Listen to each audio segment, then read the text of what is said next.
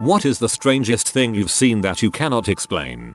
I sneezed my back into place after being couch bound for nearly a year and a half. Within 15 minutes it felt like that year and a half was a distant memory. Me and a buddy were at his house watching TV and some person on the screen was eating a strawberry. I don't really care for them, but it looked good and I asked if, by chance, he had any strawberries in the house. He almost laughed at me. We were two 20-year-olds with a higher chance of beer or mac and cheese or Fruit Loops than strawberries. About 20 minutes later, there's a knock at the door and he goes to answer it. He yells out to me to come see something. His mom is standing at the door with one of those low-cut boxes with a bunch of strawberries. He said, "Tell Aunt Kim what you said." She looks a little strange and says, "I was driving home and there was a guy selling strawberries out of the back of his truck and I thought, I bet David and his friends would like some strawberries." My buddy says, "Well, you blew it. We all have one wish and you wasted yours on strawberries." My dad passed away in 1992. Among other things, I inherited a 1980 Chevy Love pickup. It may have been through ignorance, but I had looked high and low for 4 bolts that needed replaced on the U-joint. They were special and shouldered. I stopped everywhere looking for these bolts. Chevy nor Isuzu had them. I was at my wit's end as I had been looking for 2 months. One day a buddy of mine and me stopped at a hamburger joint that had a parts store next to it. We got out and I said, "I am gonna check this parts store," and I had one of the bolts in my hand. As we were walking to the store, a guy that I can only describe that looked like the Jesus your grandmother had a picture of on her wall walked by us and said howdy or some crap. But here is what freaked me out. He said, "Those look like they are U-joint bolts for a Chevy Love pickup. I bet you are having a heck of a time." Yes, he said, "Heck. Finding them. Come over here, I think I have some in my truck." He walked over to his truck, looked in a 5-gallon bucket and handed me 4 perfect bolts exactly like I needed. My jaw dropped. I tried to pay him or buy him a hamburger and he said no, just help someone else out if you get the chance. That was 28 years ago and I remember it like it was yesterday. It seems strange until you realize the reason you could never find any is because that Sanuva bitch had been buying em up by the bucketful.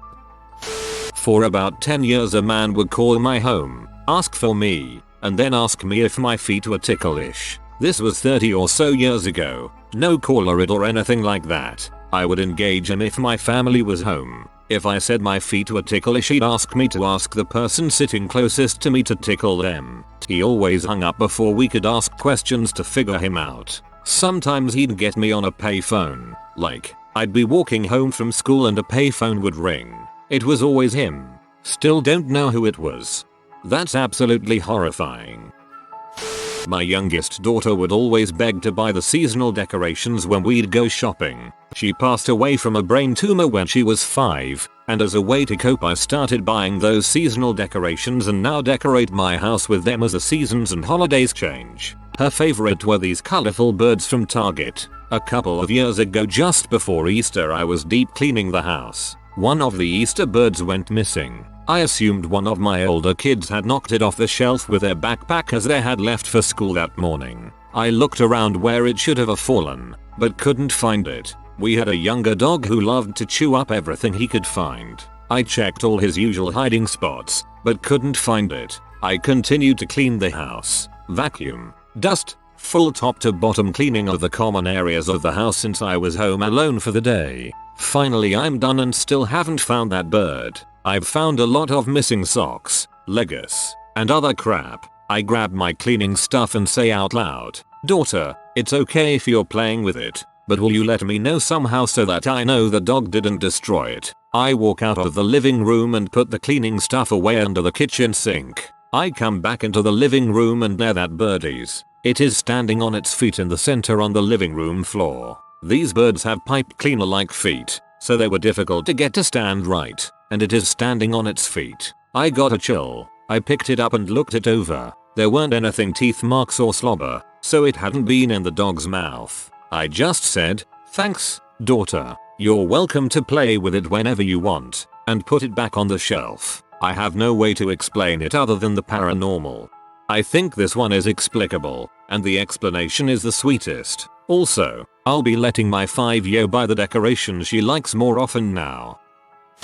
Didn't happen to me but my mom. She was going through a tough patch, not making a lot of money. Single mom with 2 kids. Was stressed over bills but had just enough to cover them. Unfortunately, it left us with no money. She was a hard worker and would do multiple shifts at the hospital. Still, it was hard this particular month. She was sweeping and prayed for help.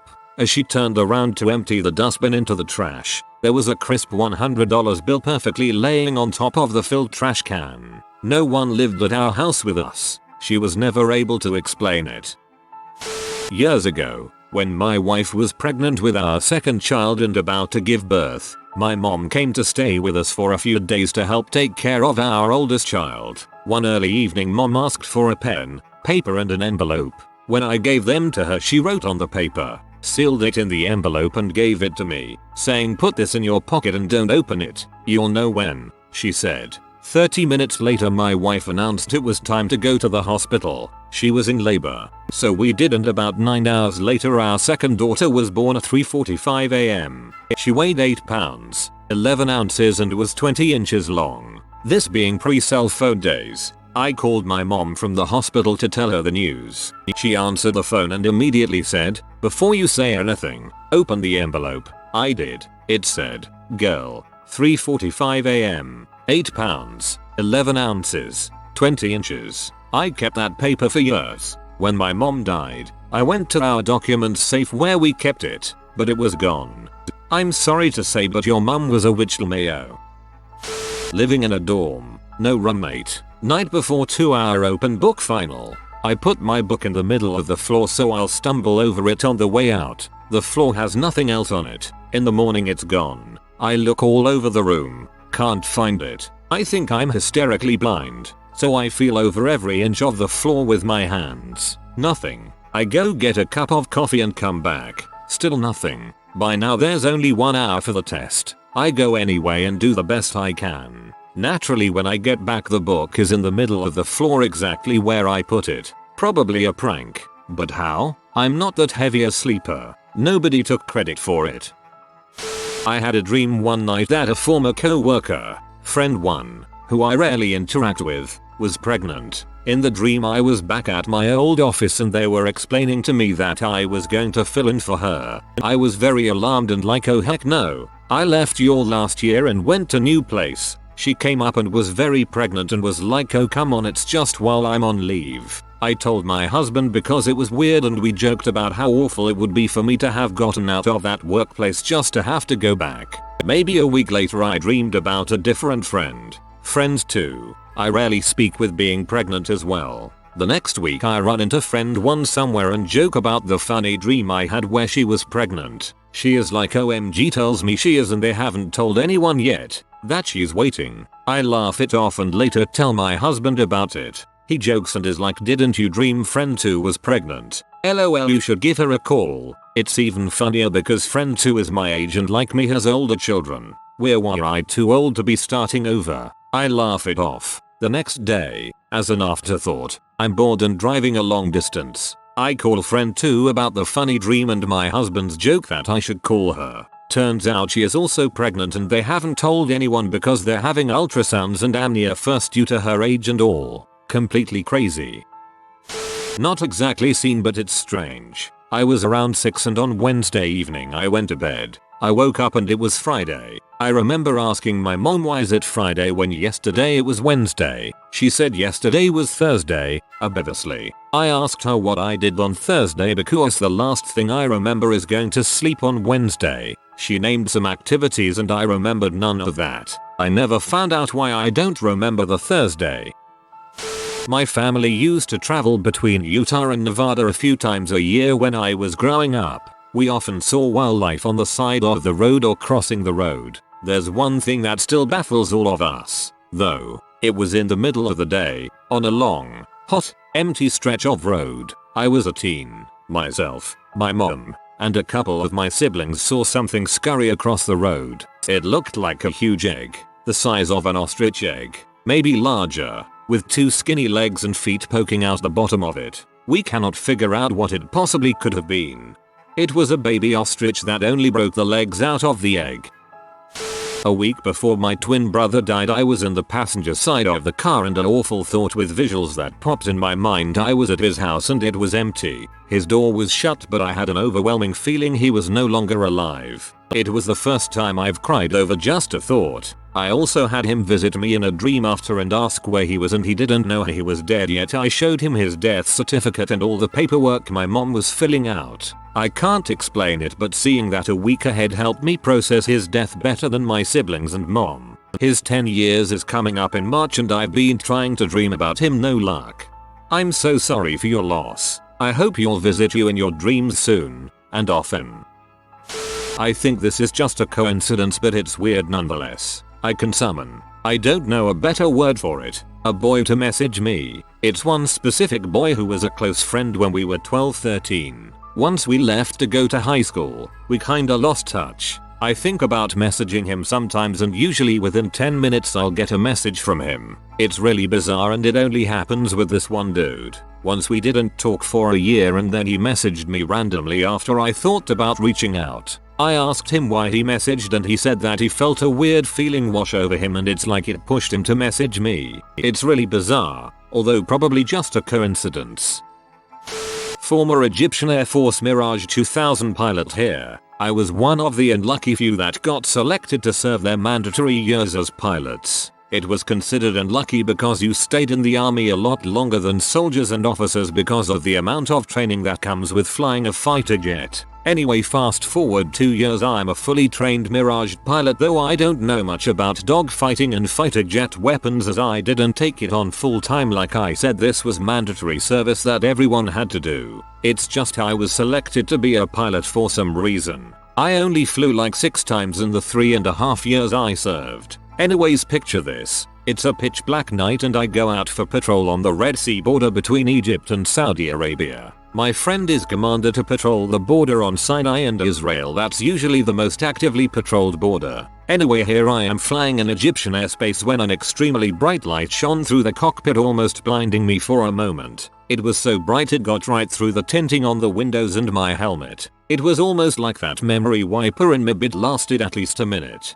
So just as I'm about to call this in to get a possible explanation, the air tower guy starts frantically sort of shouting, but not loudly, like he's talking really fast and in a very worried tone, and I can't hear him through the radio that well, so I couldn't tell what he was saying. I tuned into the frequency the other pilots were on and they were all just as shaken as me. 30 minutes later, a calmer voice instructs us to all land immediately as there is an emergency being investigated by the more experienced pilots, dogfighters. So we land 2 at a time. I steer my plane into the hangar and I get out. Everyone has this frightened look on their face, eyes wide open, mouth shut and sort of lost. Like you talk to them and they're like, sorry, what were you saying again? So I go straight to the base commander hoping for an explanation that puts my mind to ease. When I get there, I find that he's in his office on the phone shouting about unidentifiable aircrafts infiltrating Egyptian airspace, and that's when I really got scared. I have finished my mandatory service years ago now and I'm currently studying law in Washington, but that night I constantly think about. I was dating a girl years ago and she left my house one night after hanging out to go home. She called my house about 10 minutes later. She'd curbed her car trying to not hit a dog that looked like a ghost. I was annoyed, thought she was full of it, helped her unlock her steering wheel and she was on her way. Years later, I was riding with a completely separate unrelated girlfriend and I was looking down at some CDs in my lap to try and figure out what to play next. Out of the blue she yells frick and then she locks the brakes up and we slide to a stop. I asked, WTF are you doing? And she responded, did you not see that dog run right in front of us? It looked like a ghost wolf. I looked around and sure enough we're right around the same spot where my previous girlfriend had also seen this ghost canine wolf thing, which freaked me out once that clicked. So while I technically never saw it myself, the inexplicable, ethereal canine freaked out 2 different GFS of mine, and none of us have a clue as to what it actually was. I was driving away from a gas station. Out of nowhere a guy in a suit comes running up to my minivan and starts yanking the door. As if he knew me, he began pleading, Simon, let me in. Luckily my doors were locked. I asked him who the heck he was through my window. He looked genuinely surprised that I wouldn't let him in. After I refused to let him in, his facial expression inverted, as if he just realized something horrible. He let go of my car, said something to the effect of "You're one of them, aren't you?" Then he ran away behind the gas station and into the woods. Full suit and tie, nice shoes, extremely frantic in nature, zero explanation. I'm praying it was some elaborate troll or M or something, because the look in that man's eyes was pure terror when I didn't let him in. This one is so unique because you were both having a terrifying experience, just not together, Mayo. Since this is almost certainly mental illness, it's heartbreaking to think that his terror at the realization that you were one of them was completely real for him. Poor guy. It wasn't what I saw so much as felt. I was on my way to Petersburg, a small island in Alaska, but the runway was too foggy, so I had to stay in Juneau at a hotel for the night. Anyway, the next morning I was sleeping and had my hand dangling in between the bed and the wall, and I swear on everything I felt something grab my hand. It had a grip like a very firm handshake, and it literally woke me up out of a dead sleep. I actually got up and checked under the bed and nothing was there. It was very weird. Was sitting in my lounge room alone one night watching TV. Heard clear as day someone coming up the stairs barefoot. I thought it was just a family member coming up the stairs, but then had the oh frick realization that I was home alone. For some reason I just sat there looking at the doorway waiting for whatever was coming up these stairs to walk through the door. Heard the staircase creaking and everything. Heard the bay feet get to the top of the stairs, step onto the tiles and take the 3-4 steps it would take to be in sight of the doorway to the lounge room I'm sitting in. But nothing came through the door. Sat there for about 5 seconds waiting. Said to myself out loud, frick dealing with that right now, and kept watching TV. I've heard other things like glass moving and footsteps and all that, but the second most notable thing I can't explain was me and my mum hearing something talk to our dog downstairs in a like mumbled male voice we couldn't understand. If I heard that on my own I'd have just thought it was my brain playing tricks, but my mum also heard it. Maybe your dog was practicing how to talk. My 3-year-old daughter walked up to my husband one night and straight up said, "Grandpa's dead." Few moments later we get a call from my husband's sister saying that their father had passed away. Happened a few months back. Still creeps me out. Doing some door-to-door work, I knocked onto a house I'd only driven past in a city on the other side of the world from where I grew up. As I looked around the deck I was standing on, I noticed a particular window had a view through another window. I distinctly remembered all the details of what was outside the second window, even though I had never before seen it in my life. As the door opened, the lady standing at it gave a bewildered face that I must have mirrored. The first thing she says is, "I know you, I promise." There is no way our paths had previously crossed. As we got to talking, I was sharing a personal story, of which she finished the last details for me. I was stunned. And she said, "I'm sure you've told me that before." I was tripping out and ended coming back to the house a few times to just chat and see where or if anyone we both knew had crossed paths. To this day I still can't explain it. Squirrel wearing a leaf cape. Was driving home from work one afternoon with my brother and cousin in the car. As we were sitting in traffic I noticed high up in the sky and way out in the distance a small motionless black square. I pointed it out and both my brother and my cousin spotted it quickly, so I know it wasn't in my head. It just remained still for about 45 minutes and then the sun had set and it was too dark to spot it any longer. It just stayed in the exact same spot the whole time, and while it was really far away you could still tell it was a perfect square shape. Once I got home I went online to see if there were any mentions of it anywhere and there was nothing. To this day I still think about it and wonder WTF I was looking at. I was taking a trip with my then girlfriend and we had to cross the Hudson River to get to where we were going. There are only a handful of bridges across, and I know them all from having grown up in the area. On that particular trip we were supposed to take the Bear Mountain Bridge, but I got off the wrong exit and passed it. We decided it wasn't a big deal. The next bridge, the Newborough Beacon, was actually closer to where we were going. It would just bring us over a little bit past our destination, but not enough to really matter. So we kept on driving, not really paying specific attention to where we were since it was probably 20-30 minutes until we got there. Well, we never crossed the Newborough Beacon that day. We also never crossed the Bear Mountain.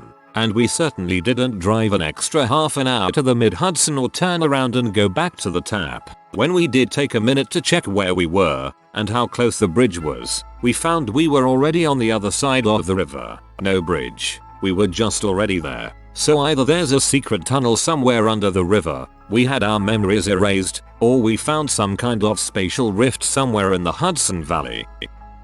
Years ago my husband and I were lazing about watching a movie. Adverts came on and we weren't paying much attention. But just as one finished, we both recognized the place it was filmed. Pretty sure we had been there. Took a few seconds to find the remote and rewind. Still talking about our visit to the place on the advert. It wasn't there. We fast forwarded, thinking we missed it. Nothing. Rewound again. Nothing. It's nothing very exciting, but it's totally unexplainable and we still get weirded out when either of us brings it up. Outside my bedroom window was a paddock, and one morning I saw a rabbit running across towards the woods behind the paddock. It was a minimum of 5 foot tall. You saw the Easter Bunny, my friend. As a full-grown adult, I was telling my mother about this house I was in with a dream I had. It was brown, had 2 bedrooms, 2 floors, L-shaped stairs. I went into full detail about this house from my dream. Anyway, apparently the house I described was the house I was born in. Not like, born. I was born in a hospital, but the house my family lived in for 2 years prior to my birth, that we all moved out of when I was 7 or 8 months old. At first I thought maybe my brain got it from pictures I had seen, but honestly the level of detail wasn't shown in any pictures we had of me at such a young age. Mostly they were close-ups, so you couldn't really see the background much. Best guess to this day is my brain picking up really old and obscure memories. Other than that, I'm not sure how TF I knew anything about this house, let alone the layout, furniture setup, etc. Every once in a while I'll go to drive past a random place and be like I was there in a dream once and realize that my brain probably picked it up subconsciously the last time I went past it. It's really odd what your brain picks up and saves to memory that you don't consciously notice. If you are new to the channel, you can subscribe. I publish new videos every day.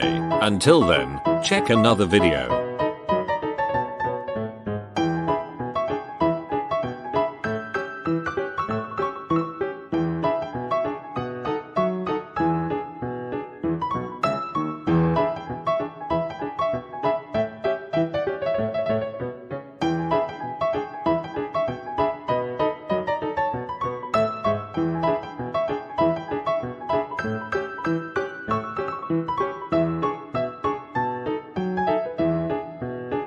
Bye for now.